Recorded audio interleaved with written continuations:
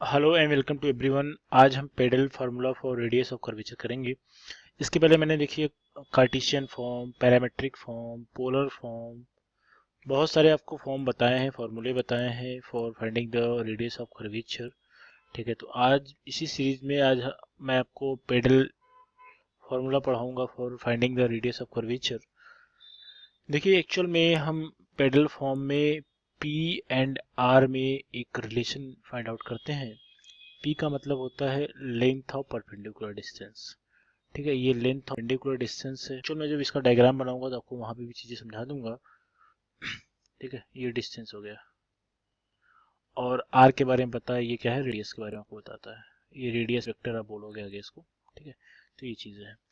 अब आपको एक्चुअल में जो हमें डिराइव करना है, जो एक्चुअल फार्मूला हमें फाइंड आउट करना है, वो है rho equals to r times dr over dp। ठीक है, और रो क्या है आपको पता है, यही आपको रेडियस ऑफ कर्वेचर है। ये आर क्या है, रेडियस वेक्टर है, और बाकी चीजें समझ में आ रही है आपको। ठीक है, देखो इसको इसका डेरिवेशन करने के लिए बेसिकली मैं आपको कुछ चीजें रिप्रेजेंट करता हूँ। अगर हम एक्स और वाई एक्सिस पे सपोज किया, एक्स और वाई एक्सिस पे थोड़ा ध्यान से देखिएगा, एक बार में चीजें आपको समझ में आ जाएंगी। It's very easy. अगर मैंने कहा एक मैंने कर्व ड्रॉ कर दिया ऐसा कुछ, ठीक है, ये कुछ ऐसा बन गया है, कुछ ये, ठीक है चलिए, ये कुछ ऐसा बन गया। मैंने कहा ये पॉइंट ओ है। ठीक है, अगर ओ को मैंने कहा यहाँ पे कोई पॉइंट पी है। ठीक है, हमने कहा ओ को अगर पी से मिला दिया, वो पी से मिला दिया और इसको आगे बढ़ा दिया ऐसे। ठीक, इसी तरीके से एक यहाँ से मैंने एक टेंजेंट ड्रॉ किया, तो ये ओ से और पी तक का जो पॉइंट है, ओ से और पी तक का जो पॉइंट है, ये क्या है, इसको आप बोलते हो रेडियस, आर रेडियस वेक्टर। ये क्या है, यहाँ से यहाँ तक की जो डिस्टेंस क्या है, रेडियस वेक्टर है। और ये क्या है, इसको हमने क्यू पॉइंट ले लिया। ठीक है, ये क्यू पॉइंट हो गया। इस वाले पॉइंट से ये वाला पॉइंट हमने सपोज किया एम है। ये जो आपका, इसको बोलते हो टेंजेंट। आप जो आपने ये टेंजेंट ड्रॉ किया है, ये टेंजेंट, टेंजेंट और ये रेडियस वेक्टर, मैं सारे के सारे टर्म आपको लिखते हुए जा रहा हूँ जिससे आपको सारे के सारे पॉइंट एक भी ऐसा ना जो क्लियर ना हो। इसको रेडियस वेक्टर बोलते हो, रेडियस वेक्टर। ठीक है, और अगर रेडियस वेक्टर को और टेंजेंट को अगर पीछे बढ़ाया जाए, जो उनका इंटरसेक्शन पॉइंट होगा, जो वहां पर एंगल बनेगा, इसको हम फाई से रिप्रेजेंट करते हैं।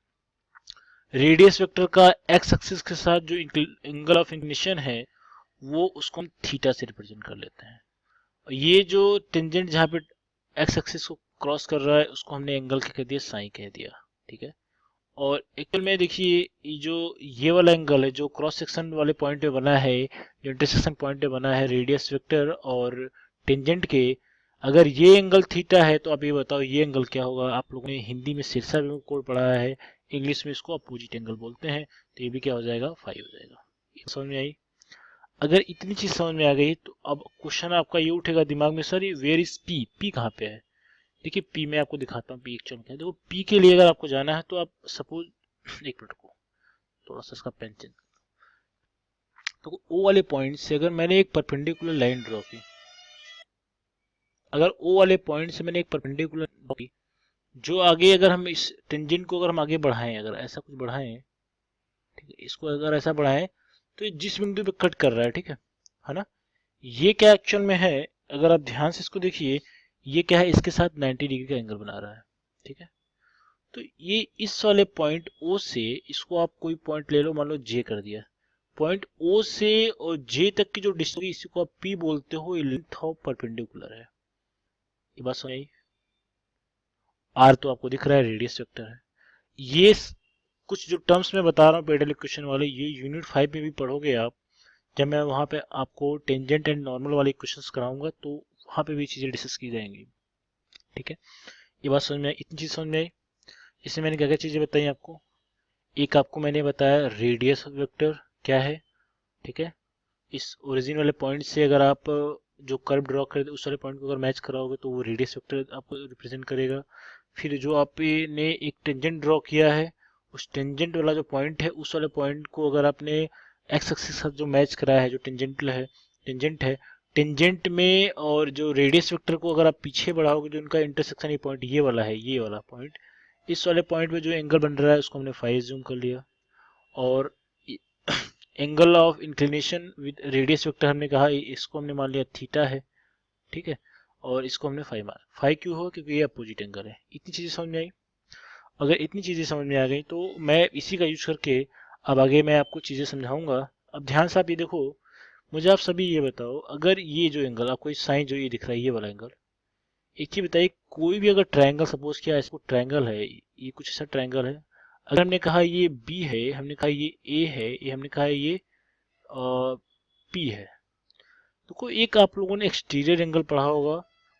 तो एक्सटीरियर एंगल की जो प्रॉपर्टी होती है, जो एक्सटीरियर एंगल होता है बी कोष्ट अगर लिखा जाएगा यहाँ पे, दोनों जो अंदर के इंटीरियर एंगल का जो सम है ए प्लस पी इसके इक्वल होगा। ये ज्योमेट्रिकल प्रॉपर्टी है, ये आपको पता होगी। क्यों? ये आप याद रखिएगा, फ्रॉम द प्रॉपर्टी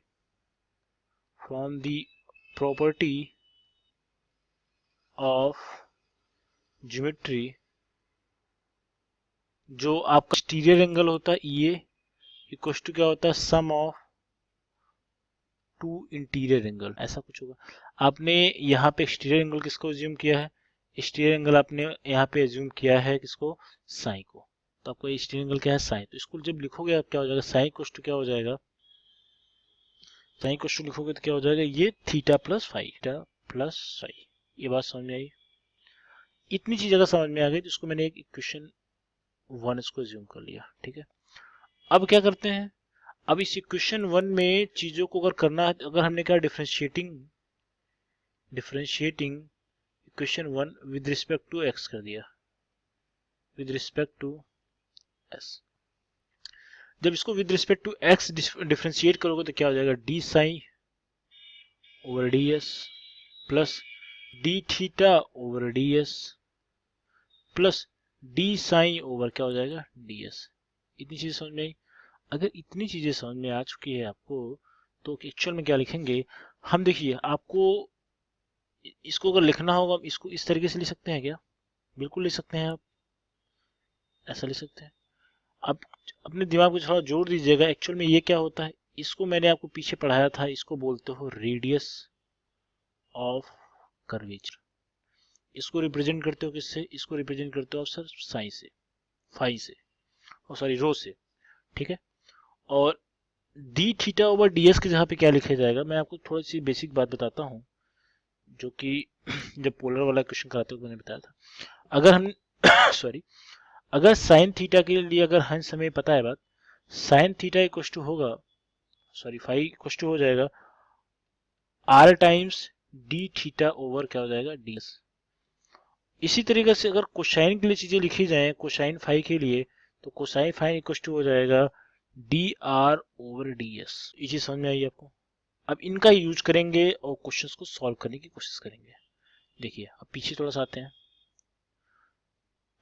अगर D theta over D S की जगह पे चीजें लिखी जाएं, अगर इस वाले इक्वेशन में अगर हम D theta over D s के कुछ चीजें लिखे तो क्या हो जाएगा, साइन फाई ओवर आर लिखोगे आप, ये चीज लिखोगे, ये चीज यहाँ पे देखिए, इसका हम यूज करेंगे। और यहाँ पे d are over D s है, d are over D s है, तो d are over D s के लिए कैसे करेंगे, एक मिनट को आप, ये इसका हमें कोई यहाँ पे सब्स्टिट्यूशन नहीं मिला। अगर D theta over D s के जहाँ पे लिखा जाए तो क्या लिखोगे, साइन फाई ओवर आर। ये यहाँ पे नहीं समझ में आ रहा, तो हमने क्या किया, इसको डी एस में हमने डी आर ओवर मल्टीप्लाई कर दिया, कोई फर्क क्या। अब इस चीज को मैं क्या लिख रहा हूँ, इसको देखो ध्यान से, इस चीज को अगर लिखा जाए तो इसको लिखो d psi over D R और into d are over D s लिख सकते हैं। अब ध्यान से मैं एक चीज ये बताइए आप लोग, जो मैंने आपको एक चेन रूल यहाँ पे लगाया है, अब देखो यहाँ पे कुछ चीजें हमें मिल रही है क्या, D R over D s है, यहाँ पे d are over D s है, और यहाँ पे हमें क्या मिल रहा है, ध्यान से देखो d are over D s मिल गया, मतलब एक पॉइंट तो हमें मिल गया यहाँ पे। तो हम इस चीज को यहाँ पे सब्स्टिट्यूट करेंगे, लिखते हैं, तो रेडियस ऑफ कर्वेचर की जगह 1 अपॉन रो लिख लेते हैं directly, sine phi over R ये चीज कंफर्म था, प्लस यहाँ पे क्या था, D psi over D R, इसकी वैल्यू हमें मालूम नहीं थी, D psi over D R, और इनटू क्या था, D are over D S की वैल्यू क्या थी, कोसाइन फाई। इतनी चीज समझ में आई। अगर इतनी चीज समझ में आ चुकी है, एक चीज हमें ये बताओ, अगर हम एक काम करें, यहां से अगर हम 1/r कॉमन लें, हम केवल अब सिंप्लीफाइड कर रहे हैं, 1/, अगर r कॉमन ले तो यहां से आप क्या बचेगा, साइन फाइव तो बचेगा आपका, प्लस यहाँ नीचे r तो है नहीं, तो ऊपर आपको r यहाँ पे एक्स्ट्रा मिलेगा, है कि नहीं, r एक्स्ट्रा मिल जाएगा, तो d sine over D R to cosine phi, आपको कुछ ऐसा मिलेगा। ठीक है, अगर आपको इतना कुछ मिल रहा है तो इसकी जगह पे बहुत ध्यान से देखना, मैं जो चीज बता रहा हूँ ये चीज आप एक बार प्रैक्टिस करोगे तभी लिख पाओगे, आप इसको पहली बार में ये चीजें नहीं लिख पाओगे। रीजन मैं बता दूं, क्योंकि जो चीजें मैं करा रहा हूँ, क्योंकि ये क्या है, ये वाला पार्ट है, जो इसकी जगह पे मैं जो चीज लिखूंगा आता तो सभी को है, आपको चीजें मैं बताऊंगा चीजें समझ में आ जाएगी, बट ये चीज है कि ये दिमाग आप तभी कर पाओगे जब ये चीजें प्रैक्टिस में रहोगे आप। ठीक है, तो 1/r तो एज इट इज मैंने लिख दिया, ठीक है, 1/r लिख दिया। अब देखो, मैंने कह दिया इसको अगर इस वे में लिखा जाए, D R R sine phi, R sine phi, अब बोलोगे ये क्या है सर, देखिए अगर आर साइन फाइव का डिफरेंशिएशन किया जाए first function into second function से, तो आपको जो ये ऊपर वाला फंक्शन ये दिख रहा है, ये सीक्वेंस दिख रहा है, आपको बिल्कुल हूबहू यही चीज मिलेगा। आप चाहे तो कर ले।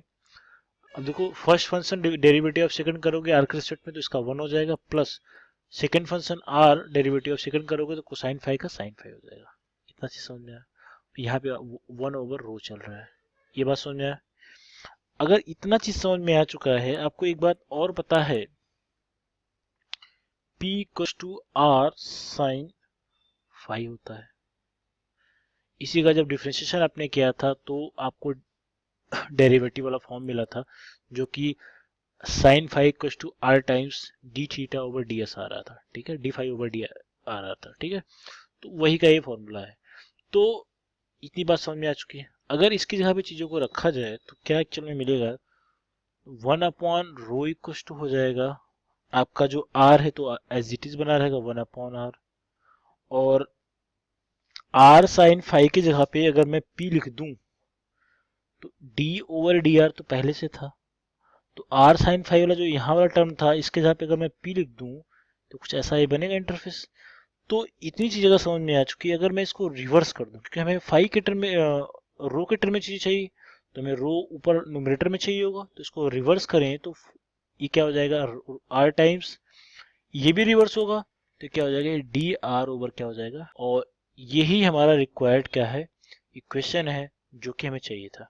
ठीक है, तो ये हमने क्या कर दिया, ये आपका यही हमें प्रूफ करना था, प्रूफ, जो कि रिक्वायर्ड इक्वेशन है to find any curvature radius with the help of pedal equation. ये पैडल इक्वेशन है जो कि आर और पी में आपको क्या एक रिलेशन बता रहा है, और जिससे हम एक किसी भी कर्वेचर का रेडियस फाइंड आउट कर सकते हैं। So thank you so much for watching, and see you in next video with another questions, and best of luck for exam. Thank you so much.